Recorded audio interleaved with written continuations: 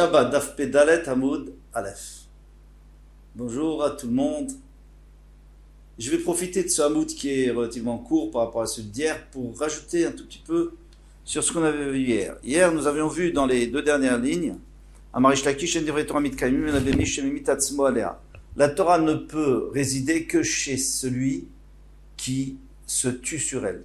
Shneimar, comme il est dit, Zot Torah, voici la Torah, Adam Kiamut Ba'oel, un homme qui va mourir dans le Oel. Ici, on parle du Beth Midrash, qui se considère comme mort. Ça, c'était un des pshatim qu'on avait donné, qui se considère comme mort lorsqu'il est au Beth Midrash, il ne connaît plus rien, il ne connaît plus personne, et il n'a pas d'autre obligation que d'étudier. Alors lui, il est à fond dedans, lui, il va se construire avec la Torah. Les autres, c'est du à peu près. Alors, pour illustrer ça, on peut apporter une histoire qui s'est déroulée, ça fait pas tellement longtemps, dans la yeshiva de Mir. Alors, vous savez qu'à Mir, on ne rentre pas avec son portable. C'est évident, on vient pour étudier, pas pour répondre au téléphone.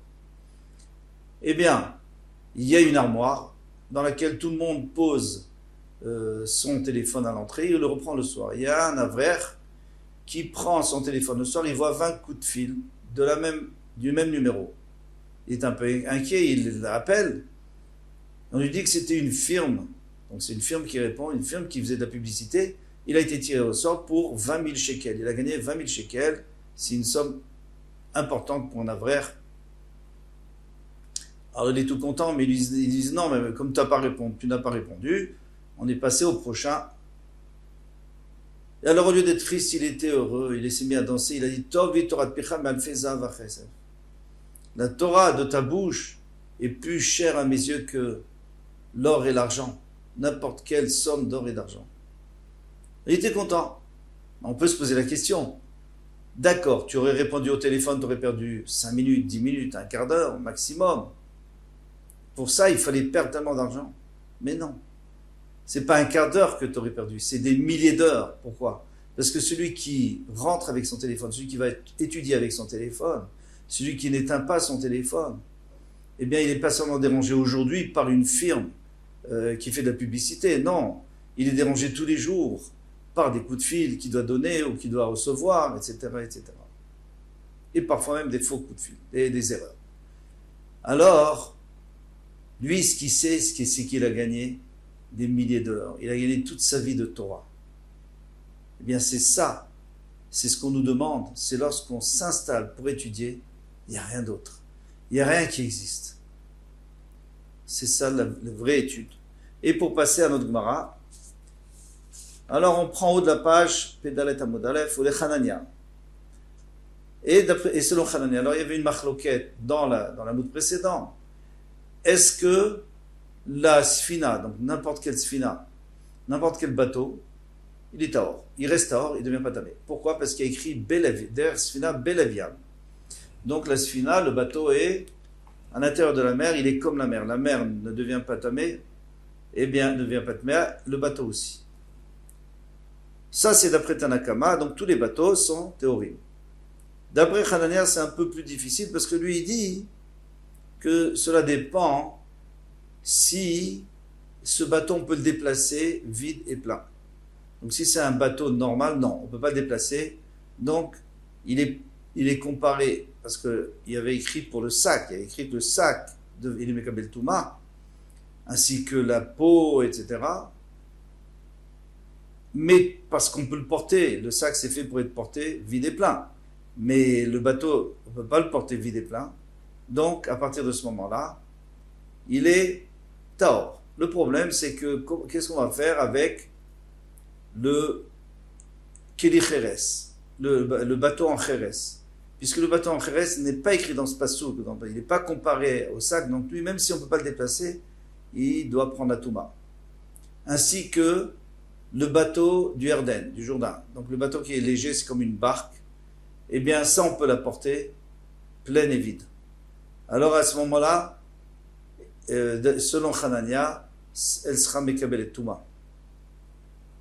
Maintenant, est-ce qu'il faut qu'on puisse la porter par des hommes ou alors cela suffit par des bœufs? S'il n'y a que les bœufs qui peuvent la porter parce qu'elle est quand même relativement lourde, est-ce qu'elle sera quand même Théora? Alors, les Hanania, Tilto, elle a dit des Shvarim, Shmetilto. Sur Hanania, oui, si on la déplace avec des bœufs, c'est aussi, ça s'appelle qu'on peut la déplacer. Et puisqu'on peut la déplacer, donc, elle est, qu'est-ce que je dis? Elle est Tméa. Elle est Tméa puisqu'on peut la déplacer. D'Etnan, parce qu'on a enseigné dans une Mishnah. Shalosh Agalot Hen. Il y a 3 sortes de charrettes. Ah, s'il y a une cathédrale, il y en a une qui est faite comme une cathédrale, c'est-à-dire comme un fauteuil. C'est pour déplacer des personnes. On est assis dedans, comme dans un fauteuil. Avec des... vraiment à l'aise. Tmea Midras, elle est Tmea Midras parce que c'est fait pour s'asseoir. Et alors, s'il y a un zav qui s'assoit dedans, eh bien, c'est un Midras. Midras, ça veut dire qu'il s'appuie dessus ou il s'assoit dedans. Maintenant, si elle est Kemita, elle est faite comme un lit, c'est-à-dire qu'elle est longue comme ça, Tmea Tamemet. Elle pourrait être Tamemet, mais pas Midras. C'est-à-dire que s'il y a un mort dedans, d'accord, c'est fait pour le déplacer, mais c'est pas fait pour s'asseoir, donc c'est pas Tamé Midras. Chez la Vanim, maintenant c'est une qui est faite pour les pierres. Alors généralement, le fond, c'est un treillis, il y a énormément de trous. C'est pas du tout, ça contient pas de fruits. Théora, Miklou, elle est complètement Théora parce qu'elle contient pas des fruits. Alors, il faut que les trous soient assez grands pour laisser passer le plus gros fruit qu'on a l'habitude de mettre dans des récipients, c'est-à-dire rimonim, des grenades. Et là-dessus, on peut quand même se poser des questions, c'est qu'en fait, c'est pas fait pour des rimonim, c'est pas fait pour des fruits, si c'est fait pour des pierres. Mais, le Rashi nous dit que à partir du moment où le rov du sol de la charrette ne peut pas contenir de rimon, ne peut pas contenir de fruits, eh bien ça a perdu son digne de Kéli, et puisque ça n'a pas un digne de Kéli, c'est Taor. Mais si on peut mettre dedans des rimonim, eh bien Tmea, Tamemet, elle peut prendre la Touma de Met, et d'ailleurs les autres Toumot aussi, sauf Midras, bien sûr, parce que c'est pas prévu pour. Shalosh Tevot. Dans tous les cas, qu'est-ce qu'on a appris d'ici? On a appris d'ici, ce qu'on voulait apprendre, c'est que tout le monde sait que cette charrette-là qui tire des pierres, elle ne peut pas être déplacée par des hommes. C'est sûr qu'il n'y a que des bœufs qui peuvent le déplacer. Alors, on voit d'ici que même avec des bœufs, ça prend quand même la Touma, même si elle est très lourde. Shalosh Tevotel. Maintenant, puisque déjà on parle de ça, on parle aussi des 3 Tevot, 3 boîtes. Teva Shepitra Mitzida. Alors, une boîte qu'on ouvre du côté, ouverture sur le côté. Tmea Midras, elle peut prendre la Touma de Midras. Pourquoi? Parce que si un zav s'assoit ou se couche dessus, eh bien, il dérange personne, puisque moi, je peux quand même me servir en ouvrant sur le côté. Alors ça, c'est apte à un zav. Milema là, mais si on peut l'ouvrir que d'en haut, elle peut prendre la Touma de Met et de Sheret, c'est tout ce qui est en dessous, mais pas de Midras. Pourquoi? Parce qu'il y a un principe que s'il y a un zav qui est dessus et qu'on lui dit lève-toi pour qu'on puisse faire notre travail, parce que nous on veut se servir dans ce qu'il y a dedans, mettre des choses dedans. Alors on dit lève-toi qu'on puisse faire notre travail, donc c'est pas Tamé Midras, parce que ce n'est pas prévu pour le zav du tout, puisque à n'importe quel moment on lui dit de partir, il nous dérange. Verba Bemida, maintenant si elle est énorme, qu'il faut la mesurer pour savoir combien elle mesure, elle est tellement grande, Théora, Mikloum, elle est complètement Théora, parce que elle est indéplaçable. Tanoura Banan, nos maîtres nous ont enseigné Midras Kelicheres Tao. Alors ça c'est important, le Midras d'un Kelicheres. Donc si on a un Kelicheres, un ustensile en Cheres, en terre cuite, eh bien Taor, il sera Taor. Il peut prendre la Touma de Met ou d'autres Toumot, mais il ne peut pas prendre la Touma de Midras. Pourquoi? Parce qu'un Kelicheres, à partir du moment où un kliches ne peut pas être trempé dans le mikvé, puisque un kliches, il ne devient jamais tard. S'il est tamé, on ne peut rien faire, il faut le casser. Donc il ne peut pas aller au mikvé. Donc puisqu'on va comparer, on verra plus loin, puisqu'on va comparer, il faut que, de la même manière que le zaf peut aller au mikvé pour se purifier, il faut aussi que les kéli puissent aller au mikvé. S'il ne peut pas aller au mikvé, eh bien il n'est pas tamé. Ça on verra de toutes les façons un peu plus loin. Rabbi Yossi Omer, Afasfina. Rabbi Yossi dit même la sfina. Alors de quelle sfina on parle ici? De quelle sfina on parle? De quel bateau? Maïka Amar. Alors demande à Gemara, qu'est-ce qu'il nous dit? Amar Rabbi Achika Amar, c'est ainsi qu'il faut dire. Alors il faut expliquer la Gemara, la Mishnah. Il faut rajouter quelques mots, je veux dire, pour mieux comprendre. Midras Kelicheres Taor. Ça, il n'y a pas de problème. Midras d'un Kelicheres, c'est Taor, puisque on va expliquer plus loin que ça ne prend pas la Touma. Ou Magao, mais si on touche, Tamé, à l'intérieur bien sûr, parce que de l'extérieur, il ne prend pas la Touma jamais. Mais de l'intérieur, un ustensile en Kheres prend la Touma. Si on met le doigt dedans, Vesfina shel Kheres, maintenant un bateau qui est fait en terre cuite, Tmea, elle est Tmea, comme Hanania, pourquoi? Elle prend la Touma de l'intérieur, pourquoi? Parce que Hanania nous avait dit que tout ce qu'on a dit, qu'il faut pouvoir la déplacer pleine et vite, c'est qu'on a appris de sac. Mais dans ce passage de sac, on n'a pas vu Kheres, il n'y a pas Kheres là-bas. Donc là-bas, le Kli Kheres, même si on ne peut pas le déplacer vide et plein, il prend quand même la Touma de Maga, bien sûr. Rabbi Yossi Omer, Rabbi Yossi dit, Afa Sfina Teora, même la Sfina, elle est Teora, qui est un Adidan, comme notre Tana, parce que lui, il n'est pas d'accord avec Hanania, lui, il pense comme notre Tana, qui dit que Beleviam, puisqu'elle est au cœur de la mer, elle est toujours Teora, peu importe, il n'y a pas de condition. Là-dessus, il y a un tout petit problème, c'est le Af. Pourquoi? Parce qu'au début, tu nous dis c'est tamé, après tu dis et même la sfina elle est Théora. Tu peux pas dire et même, quand tu as dit qu'elle est Tméa. Tu dis c'est tamé, mais même la sfina est Théora. Alors dis et même la sfina est Tméa, ça tu peux dire, mais pas af. Ça marche pas. Alors c'est ce que demande la Gemara. Matkifla Rav Papa, Maï af, comment fonctionne le af? Donc c'est pas ça le pshat. Et là, Rav Papa. Rav Papa il va expliquer un peu différemment, un peu plus long. Achikama, Midras Kelicheres Taor. Ça c'est sûr, ça tout le monde est d'accord que le Midras de Kelicheres c'est Taor.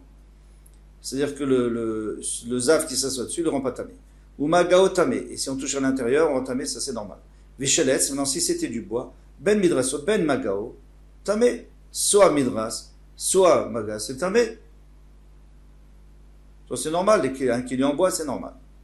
Vesfinata yarden, mais la sfinata yarden, c'est-à-dire, elle est en bois, mais c'est une sfina, c'est un bateau du Jourdain qui est petit, c'est une barque. Théora, elle est théora. Pourquoi elle est théora? Parce que Belaviam, elle est au cœur de la mer ou du fleuve, c'est la même chose. Kital Nadidan, comme notre Tana. Rabbi Yossi Omer, Afasfinat, mais Rabbi Yossi dit, mais même la Sfina, il n'y a pas seulement ce que j'avais dit avant, que tout ce qui est en bois, c'est Mekabel Touma, et la Sfina aussi en bois, Tmea. Pourquoi Chechanena comme Chanania? Pourquoi? Parce qu'on peut la déplacer. Elle est légère, cette barque, on peut la déplacer, vide et pleine. Alors, Rachid dit, pourquoi on passe par le Hetz? Pourquoi on n'avait qu'à rester comme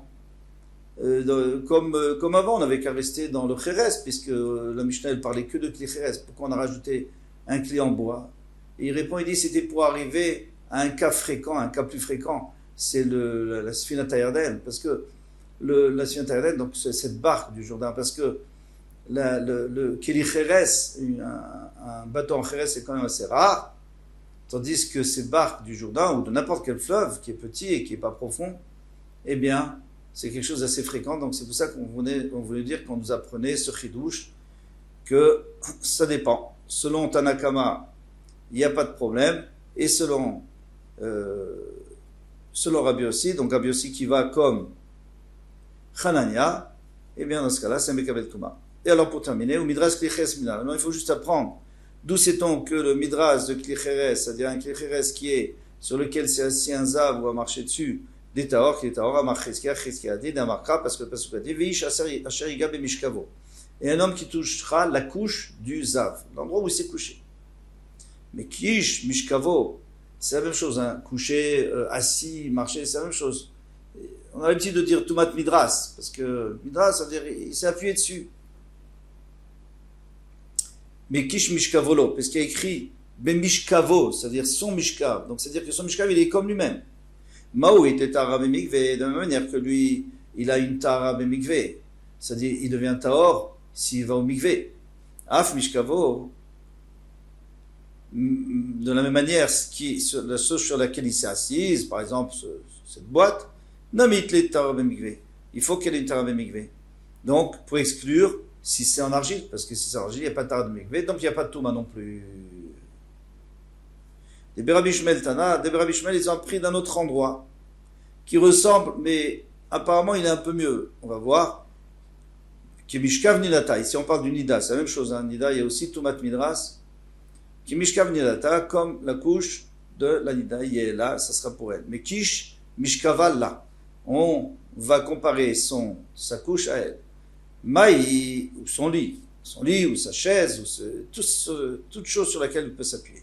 Maït, la Tara de Mikvé, de la même manière qu'elle a une Tara de Mikvé, elle peut se rendre Théora, pardon, la Nida quand elle va au Mikvé, Af Mishkava, Nami, It la Tara de Mikvé.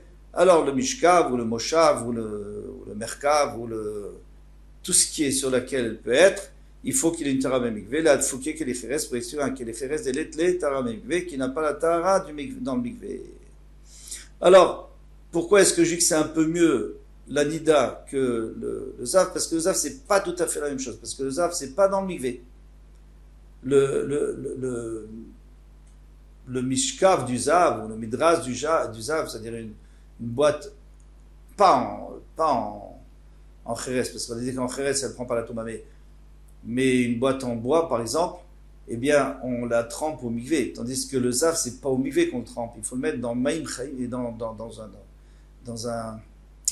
une source, dans d'autres sources. Donc c'est pas tout à fait la même chose. C'est aussi qu'on se trempe, hein. Finalement ça revient au même. Mais avec la Nida c'est mieux, parce que la Nida elle va vraiment au Mikvé, dans un Mikvé normal, et la boîte aussi dans le Mikvé. Et alors ça vous exclut le Kili Khéres, que lui, il ne sert à rien de la mettre au Mikvé, de toute façon il ne sera jamais Tahor. Avec ça on termine l'Amoud. À demain, Bezrat Hashem, Kol Touv.